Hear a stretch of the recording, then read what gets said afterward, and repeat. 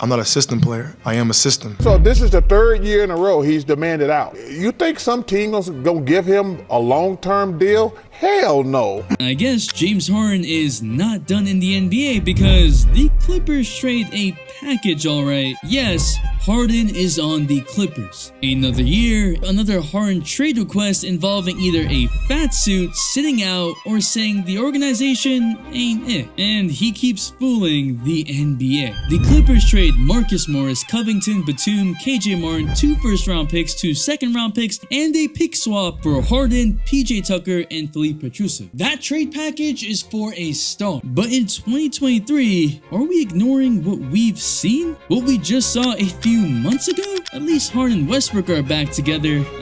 The good time. Oh shit. And that doesn't even take into account that he only has 1 year left on his contract. And if you're watching this in the future, he might still be fooling the NBA. So while I thought I didn't have to make this video, I'm gonna go through the 3 key pieces on why the NBA should be done with Harden the star and think of him as a good player with a lot of baggage. Especially piece number 3 is so obvious, but everyone forgets. And if this isn't addressed, heck, if we don't address it, more franchises are going to get ruined. And then I'm also going to talk about what the Clippers can do to make all this work. What is up, dudes? That's Ballers Players. It's your boy MJ. Fool me once, shame on you. Fool me twice, can't put the blame on you. Fool me 3 times, F the peace sign, and that's what we're seeing here. That's piece number 1. Harden isn't the same player he once was.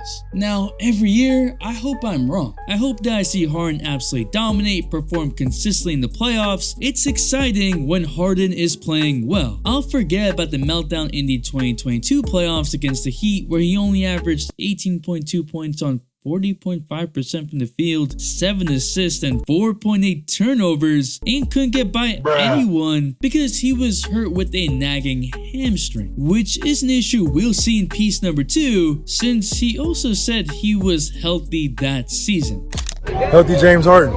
Scary hours. But alright, let's look at the 2023 playoffs. I'm sure you remember the electric 45-point game against the Celtics in the first game of the series. Harden's back, and then he followed it up with a 2 of 14 12-point night in a loss, 3 of 14 the next night, then another 42-point performance. He's back, 17 and 10 in a win, then 13 points, 9 assists, 5 turnovers in a closeout, and in the crucial game 7, he dropped 9.7 assists, 5 turnovers. At this point, I don't know what we're talking about here. This narrative isn't new. Like I've said, if you're a star, you can't have more than 1 bad game in a playoff series. Is it a tough standard? Yeah, but that's part of being a star that a whole team is built around. So if you're a system like you say you are, then the system is not working. And on the Clippers, you're not going to be the system, a problem we're going to talk about. Having 2 40-plus point games, then not having a single 20-point game in a 7-game series is the definition of inconsistency. Harden is also struggling to get by defenders consistently now. Whether it's the fat suit that's holding him back, all the seeming weight changes he's went through, because yes, he's partied and gained weight to be out of shape to force trades before, or the injuries that may have come from freak accidents or the wear and tear of being out of shape. And let's talk about injuries and missing games for a second, because Harden is joining Kawhi and Paul George, a culture of sitting out, missing games, and unfortunately a lot of injuries. And that's piece number 2. In their 4 seasons together, combining the regular season and playoffs, Paul George and Kawhi have played 142 games together. Less than 50% of the possible games, that's less than 2 seasons. And for the 2023 playoffs, even when Kawhi and Paul George were healthy, Kawhi got hurt in the first round. Go back to 2021 and Kawhi gets hurt in the second round. Add Harden into the mix and the amount of uncertainty of player availability is going through the roof. The list of Harden's injuries are now reoccurring. Achilles soreness, uncompromised hamstring, but I'm not going to sit here and tell you that this Clippers squad isn't perhaps one of the greatest squads I've ever seen. Harden, while not a superstar, is still a good playmaker that draws defenses. You have Kawhi, who can single-handedly carry teams as you saw in last year's playoffs before he got hurt. Paul George, who can literally do everything. X-Factor Westbrook. The only concern is Westbrook and Harden sharing that ball handler role since you already have Kawhi and PG, so who will step back even more? Not Harden, apparently. We'll get into the on-court fit, but they need to be on the court. Now, the NBA rules targeted at load management might make the Clippers stars play more, which would solve their chemistry issues, and if they can stay healthy, it's scary hours. But that's a big if. But the one thing that somehow every team conveniently ignores is that Harden has done this 3 times now. Heck, just 2 months ago, Harden wanted to go back to Houston. Yeah, the championship contending Rockets. What? Harden's Rockets were, quote, just an organized AAU team. The culture was casual, deadlines were just suggestions. Heck, that's why Westbrook got mad. I'm not gonna get mad at his preference because that's what he might want. His own team with no pressure, all the strip clubs possible, and playing basketball. But he switched tunes and started saying the Clippers, and the Clippers are a team that is championship or bust. And for the past 4 seasons, they have been bust. There's pressure to perform here, and this isn't gonna be Harden's team. He's not gonna always get what he wants. But why does that matter? Because that's piece number 3. Harden gets what he wants and still doesn't find it enough. Like my ex. That might have hit too close to home. Don't believe me? In 2019, Harden wanted Chris Paul out and said he would demand a trade if the Rockets didn't get Westbrook, and they got him only to lose in the first round. Okay, then he won out of Houston in 2020. What? How do you do that? Fine. Roster demolished, gave them great performances, and made them competitive. Didn't get what he wanted immediately, so threw an unprofessional tantrum and gained weight to force his way out. He wanted to go to the Sixers or Nets and gets traded to the Nets with Kyrie and Durant. His choice. A few months, a few rule changes, and a few injuries later, and now Harden has problems with Kyrie. He became frustrated with, quote, the Nets' maintenance staff and their focus on rest and recovery. His logic, he'd run and lift after games in Houston, not get hurt, but on the Nets, they were overcautious. The Nets were also in dysfunction, so I'm not ignoring that. But the choice to go to that franchise was his. But again, instead of making his bed, then laying in it, he wanted to change beds again. This time going behind the scenes because he was worried about the public backlash. He wanted to go to the Sixers to reunite with GM Daryl Morey. Remember that because we'll come back to that. So now it's Harden and Embiid, a two-headed monster. It's Embiid's team. He's the MVP candidate, the guy who's been on the 76ers his whole career. In fact, that's what Harden wanted. He was frustrated of having to be that guy on the Nets when Kyrie was out. Now he's saying that he's not a system player, he's the system? Make up your mind. It's always someone else's fault. He doesn't want to be the guy, nor does he want to be part of a system. It's a lose-lose. 2 bad playoffs later, and Daryl Morey isn't willing to give Harden a max contract extension. Now, if there was some under-the-table deal when Harden signed a 2-year, $68 million deal, which was a pay cut from the $47.4 million player option he declined for the Sixers so that they could get more pieces, aka PJ Tucker, then yes, I can understand why he'd be mad. But since that's not allowed, nor will we ever really find that out unless one of the parties decides to snitch on themselves, I'm gonna evaluate based on what he gave the franchise. And as I showed, he's not worth a max extension. So Harden opted into his player option for this year under the belief that he would get traded. And when that didn't happen, he just stopped showing up to practice. Even though that's his literal job, until he gets traded, he just said, nah bruh, I'm out. So now he got what he wanted for the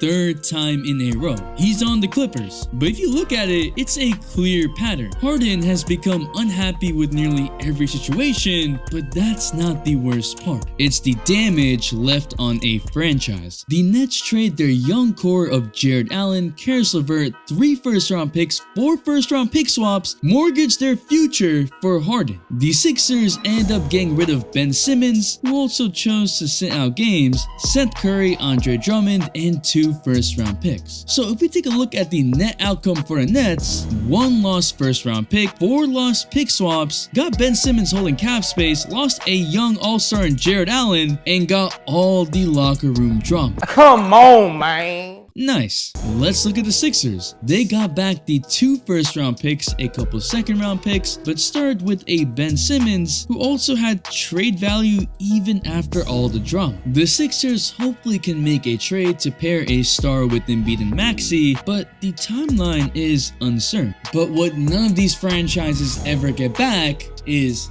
time. For the Sixers, it's wasting Joel Embiid's prime, even though Joel has his own issues. Harden didn't help. I also think the locker room culture is just ruined. No one knows what's going on. Mark Cuban explained what that means when thinking about adding players to a roster. I've been debating to ask you this, but I have to ask you. A guy scores, I don't know, 17 points a game, but he has vices. Right. You know, he might party, he might gamble, he might. Yep, everybody's got something. Everyone has something. Does that factor in how much you give someone? Yes, 100%. Because it's a team. No lie, I've traded guys because they smoke too much. Teams get their own culture. And you got one dude that's just, you know, you walk down the hall in the hotel and you know he's on that floor. And then all of a sudden these other kids start picking up on it. And that's kind of, you see them coming out of their room. You see them, you know, a little bit red-eyed coming to practice all of a sudden. You don't want them going down that road. So good owners and GMs should be taking this into account. They should be taking into account Harden's partying habits, sitting out, calling out teammates and management. But with superstars, a lot of that can be ignored because it's an overall net positive. But Harden isn't a superstar anymore. Owners need to stop living in the past. This isn't 2019. Heck, we saw several issues in the playoffs at that point. So knowing all this, I can't believe that we're dealing with another Harden situation. And if you want the truth about stars, the right conversations, and just vibes, then subscribe. Always trying to bring y'all the best content regardless, unlike another star we're talking about. But that being said, the Clippers are probably the best team in the NBA on paper. Look at that depth chart. You have multiple 15-point per game scorers coming off the bench, multiple all-stars in the starting lineup, but on paper doesn't always translate. Ty Lue has a lot to figure out. He's a damn good coach, gets the most out of his players, a player coach. The problem with the Clippers is never the regular season, it's the playoffs. And right now, you have a mix of playoff performers and playoff issues. Kawhi and PG both don't need a lot of touches to be effective and usually show up outside the top 10 in usage. Kawhi could care less who's on a team, he's out there to do a job, to pick and choose his moments. They also got PJ Tucker, which can help Kawhi play less stressful minutes on the floor and chill out more defensively. But the most important parts of the puzzle are Harden and Westbrook, and here's the only way they can make it work. They will undoubtedly share the point guard role, but as long as no one complains, I don't think there will be issues. Westbrook and Harden don't complain never. Maybe not. They've clashed in the past too. Westbrook has settled into the I'll do whatever the team needs role, and honestly, I love it. His usage is at an all-time low, especially to start the season at only 19.1. His next lowest is over 14 years ago at 25.7, so adjustment. And Ty Lue says he loves Westbrook. The Clippers desperately need a floor general playmaker when they blew a 3-1 lead. What? A true point guard, and that's what Harden can bring. We saw it on the Nets when he led the league in assists. Their strengths can come together beautifully with balance if Westbrook is willing to play more off-ball and Harden is willing to actually move off-ball. Then they'll fit into Kawhi and PG structure. The reason I ain't talking about Kawhi and PG that much is that they literally do everything well, except play enough games, they adapt easily and complement any player's strengths. Whether it's being off ball and getting open, driving and cutting, or ISO. Should he get fouled? Kawhi. The problem here is James Harden and his mindset. Will he take a step back and do what's necessary? Be part of a system? I'm not gonna sit here and pretend like I know. We don't, because he keeps changing his mind. The amount of looks the Clippers can throw at you is ridiculous. You need a bucket one-on-one? Give it to Kawhi or PG, or Harden if he's feeling good. Fast break? Westbrook pushing that. Interior defense weak? Pick and roll maestro Harden is abusing that. Zubac was 11th in the league in points per pick and roll, higher than AD and Embiid. So Harden has a good big man pass target. But there is one double-edged sword that could maybe make all of this work. It's Harden's last year on his contract, meaning he's got a lot to prove if he wants the next big contract. He needs to be a good teammate, a player willing to do whatever is needed to win, not create drama, and most importantly, ball out. It also means that he can say, I don't like this, and want out, leaving the Clippers with nothing back on this huge investment they made. We're tired of the it's the Clippers year every year. It's time for them to show us, and until then, let's just enjoy the show, because I want to see something special from him. The all-day notification shout goes to Big Wiggy. Thanks for the all-day support. If you want to know when NBA players realize another player is special, there's a video right here. And if you're still here, you'll really want to comment system so I know. It's your boy MJ. We out and we vibe.